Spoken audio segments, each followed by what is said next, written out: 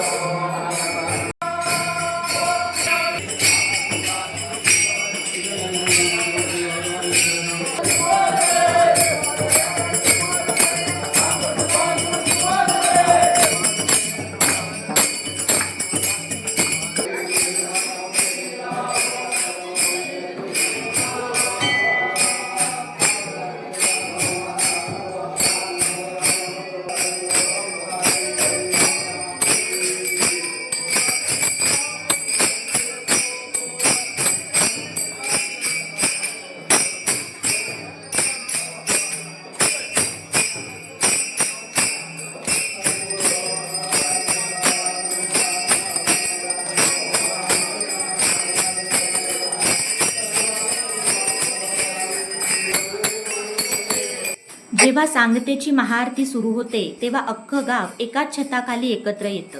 शेकडो हात एकत्र जोडले जातात आणि संपूर्ण वातावरण सांब नामाच्या गजराने दुमदुमून निघतं. त्या क्षणी गावातला प्रत्येक माणूस मतभेद विसरून फक्त सांब भक्तीत लीन झालेला असतो.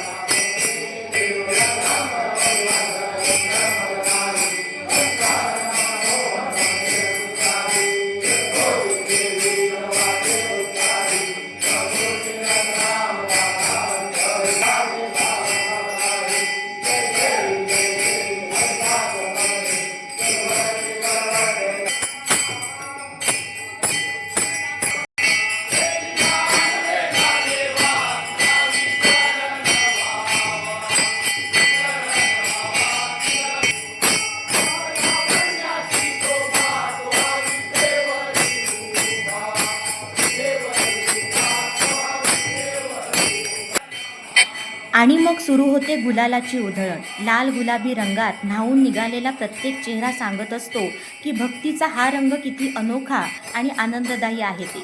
एका हातात गुलाल आणि मनात प्रचंड आनंद घेऊन जेव्हा गावकरी एकमेकांना मिठी मारतात तेव्हा समजून जायचं, हाच तो कोकणातला देव आणि भक्तांचा खरा उत्सव. हा गुलाल फक्त हवेत उडत नाही, तर लहानांपासून वृद्धांपर्यंत प्रत्येक जण या रंगात रंगून जातो.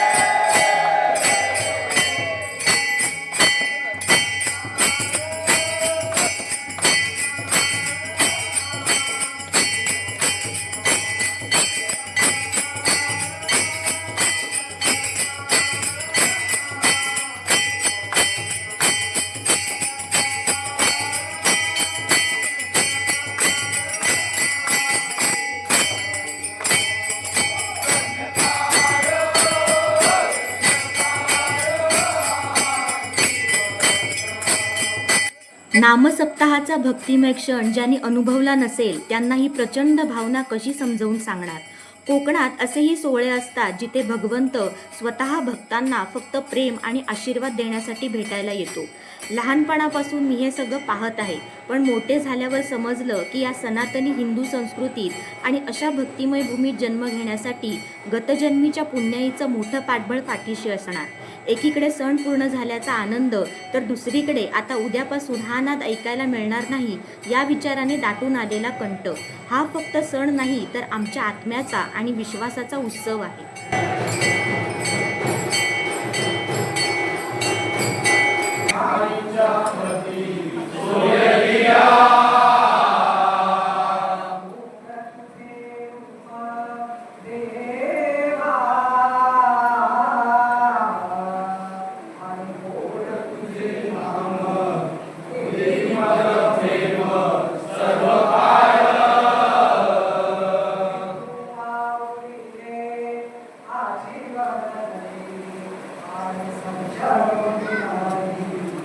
Amen.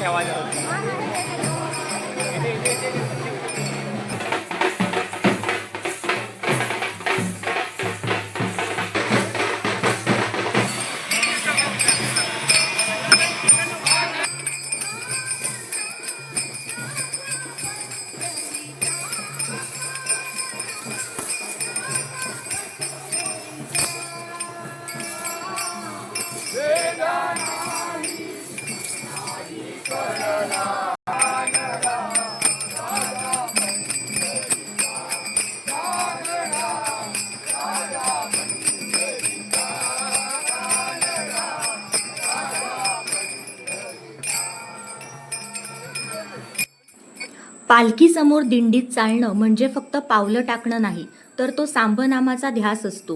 टाळ मृदुंगाच्या प्रत्येक ठेक्यासोबत मनाची आणि शरीराची सुंदर लय जुळून येते. आपल्या वारकरी परंपरेत भक्तीला जोड असते ती शिस्तीची आणि सकारात्मक विचारांची. आपल्या या सनातनी संस्कृतीने आपल्याला आनंद साजरा करायला शिकवलाय, पण त्या आनंदाचं पावित्र्य कसं जपावं याचं भानही तितकंच दिलंय. म्हणूनच या दिंडीचा आपण भाग असणं हीच एक मोठी स्वतःला दिलेली शिकवण आहे.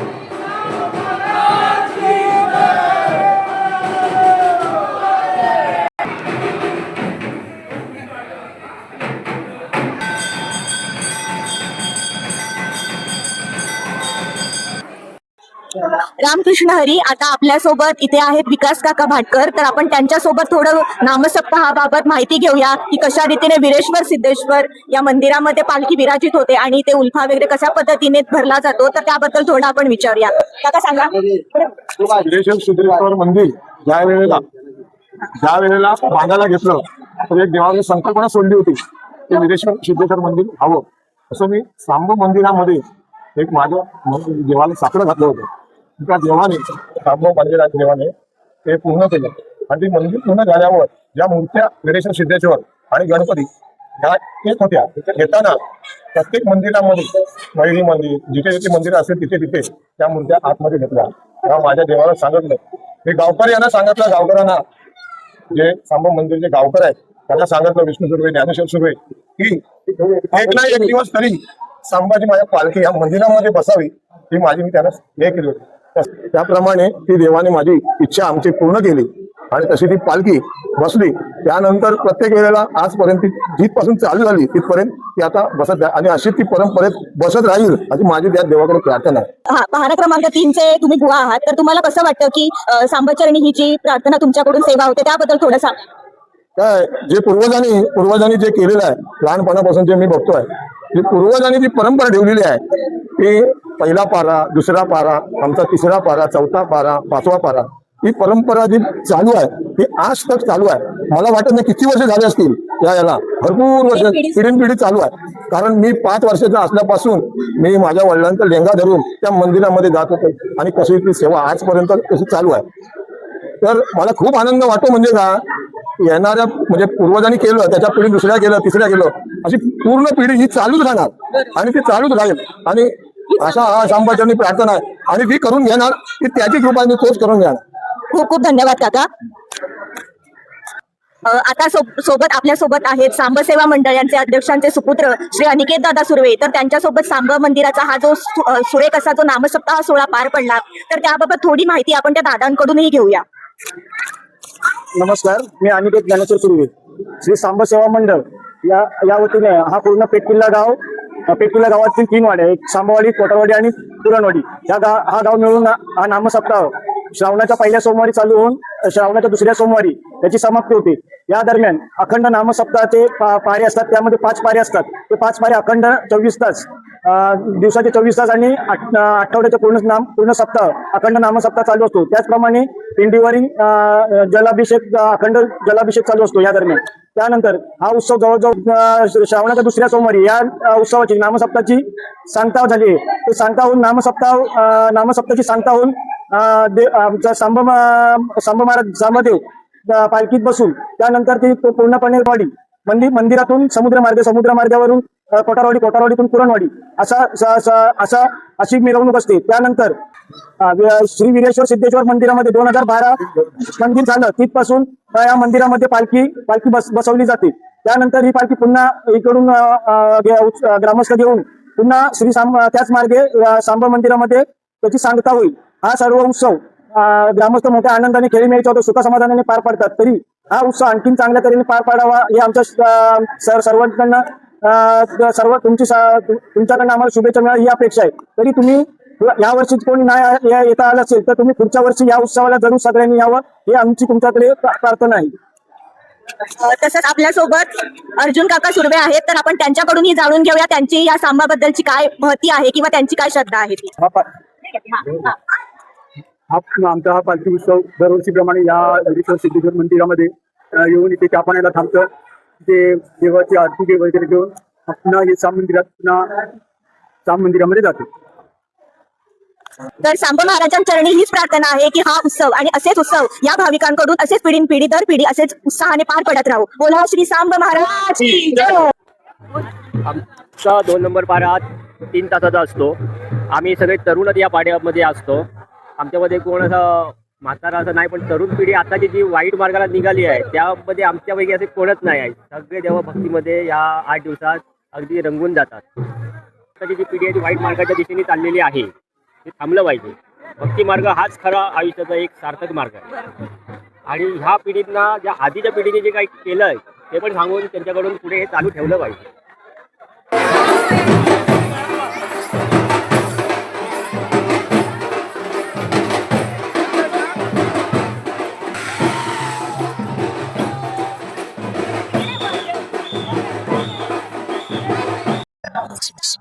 सांब सेवा भजनी मंडळ याचे तरुण तडफदार असे भजनी म्हणणारे जे बुवा आहेत ते आपल्या सोबत आहेत. अंकित दादा सुर्वे. मी सांब सेवा मंडळाचा बुवा आहे, अंकित सुर्वे. आमच्या सांबा मंदिरात पारंपरिक पूर्वीपारंपरांप्रमाणे ही प्रथा आहे की भजन आमच्याकडे अद्यावत सुरू आहे. तसेच जे सण आहेत 3 महत्वाचे, जे आषाढी एकादशी, नामसप्ताह आणि दही कांदा, असे सण हे मोठ्या उत्साहात साजरे होतात. त्याच्यामध्ये दोन दोन वेळा भजनाची संधी आम्हाला प्राप्त होते आणि त्याच्यात आम्ही भजन करतो. ते पूर्वीपार आमच्या वडिलोपार्जित लोकांकडून आमच्याकडे आला आहे वारसा, आणि ते आम्ही चांगल्या प्रकारे पूर्ण करतो. मी तरुण मंडळींना असा मेसेज सांगण्याचा प्रयत्न करतो की जी लोक पावलेली आपली संस्कृती आहे जी भजनाची, ती अद्यावत आम्ही अजूनपर्यंत तशीच राखली आहे. दर सोमवारी आम्ही त्याचा सतत सराव करत असतो आणि मुख्य सण जे आमचे येतात त्यावेळी आम्ही त्याचा अनावरण करतो. आणि आम्ही अशाच आतापर्यंत आम्ही 75 भजनं बाहेर जाऊन केलेली आहे आणि त्याच्यात आम्हाला चांगलं यश मिळालेलं आहे. लोकांची आम्हाला त्याच्यामध्ये तुम्ही भजन मंडळ तुमचा अजूनपर्यंत ठेवला आहात चांगला, असा आम्हाला संदेश त्यांच्याकडनं मिळाला आहे. तर आम्ही आतापर्यंत आमची भजनाची संस्कृती आहे ती अशी कायम चालू ठेवणार आहोत आणि आमचे जो उत्सव आहे तो चांगल्या उत्साहात साजरे करणार. आणि एक गोष्ट यामध्ये मला सांगायची आहे की या भजनी मंडळामध्ये जे कोणी तरुण आहेत ते सर्व चांगल्या हुद्द्यावरती आहेत. आता दादा सुद्धा आहे, मोठे कॉलेज, जे रत्नागिरीतील प्रसिद्ध कॉलेज आहे, तिकडे सायन्स फॅकल्टीमध्ये प्राध्यापक आहे. तर यांच्याकडून खरंच खूप काही शिकण्यासारखं आहे की तरुण पिढीने कशा पद्धतीने भजन मार्ग, भक्ती मार्गामध्ये तल्लीन होऊन हे सण उत्सव आहेत ते पिढी दर पिढी असे चालू राहतील. धन्यवाद दादा.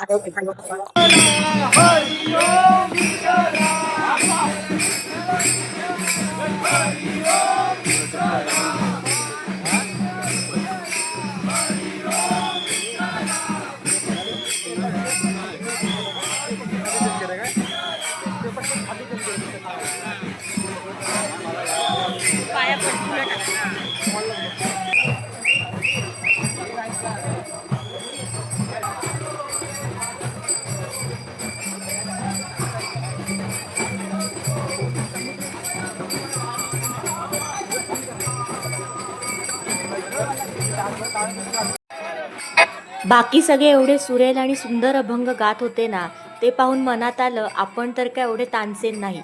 पण म्हटलं भक्तीपेक्षा सुरांपेक्षा भाव महत्त्वाचा असतो. जशी जमेल तशी आपली ही वेडी वाकडी सांबदेवाची सेवा.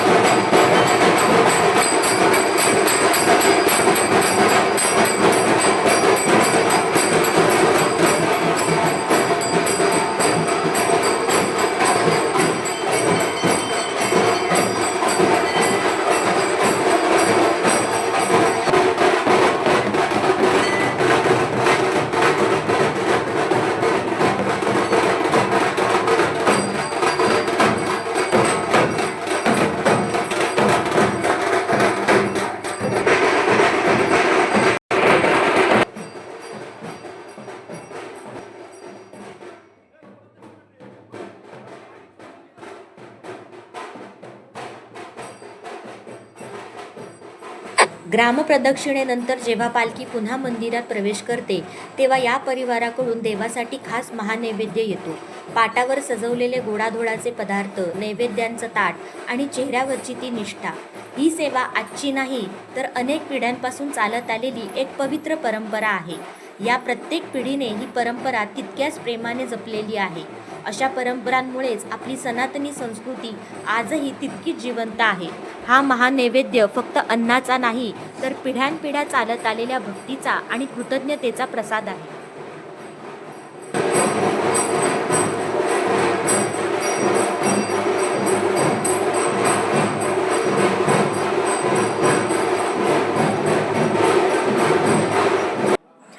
या फक्त सांब महाराजांना अर्पण करणाऱ्या महानैवेद्य परंपरेच्या साक्षीदार नाहीत, तर हा समृद्ध वारसा पुढे नेणाऱ्या सुर्वे परिवारातील सुना आणि लेकी आहेत. बदलत्या काळासोबत अनेक गोष्टी बदलल्या, पण या घरातल्या प्रत्येकीने ही पिढ्यानपिढ्या चालत आलेली सेवेची आणि निष्ठेची भावना आजही तितक्याच प्रेमाने आणि आदराने जपलेली आहे. जेव्हा घरातल्या पुढच्या पिढ्या इतक्या श्रद्धेने ही परंपरा पुढे चालवतात, तेव्हाच आपली संस्कृती खऱ्या अर्थाने टिकून राहते. जय श्री स्वामी महाराजा. सालाबादप्रमाणे तुझा नामसप्ताहाचा उत्सव पहिल्या सोमवारपासून या दुसऱ्या सोमवारपर्यंत चालू होता. तो चांगल्या तऱ्हेने आनंदात खेळी मिळत होता. सुख समाधानाने ग्रामस्थांनी बाळगोपाळ महिला वर्ग आणि भाविकांनी चांगल्या तऱ्हेने पार पाडला आहे. तरी देवा तुझ्या चरणी काही कोणत्यातून चूक भूल झाली असेल ती देवा तू मान्य करून घे. तसेच या नामसप्ताहाच्या दरम्यान आणि तुझ्या गाव प्रदक्षिणेच्या दरम्यान तुझ्या पालखीमध्ये कोणी फुलाची पाकळी आणून दिली असेल, नवस बोलले असतील, तेही तू देवा मान्य करून घे. तसेच या गावातील सर्व ग्रामस्थांच्या आर्थिक, वैचारिक, सामाजिक सर्व बाबतीत चांगल्या तऱ्हेने भरभराट होईल, सुख समाधानी राहावे, त्यांच्या चांगल्या तऱ्हेने त्यांचं भरभराट व्हावं ही देवा तुझ्या चरणी प्रार्थना आहे. तसेच देवा या पेठ किल्ला गावाचा तू देवा ताब्याकरी असून या वर्षीपासून पुढच्या वर्षीपर्यंत तू देवा या गावाचा सांभाळ कर, रक्षण कर आणि बरं कर. बोला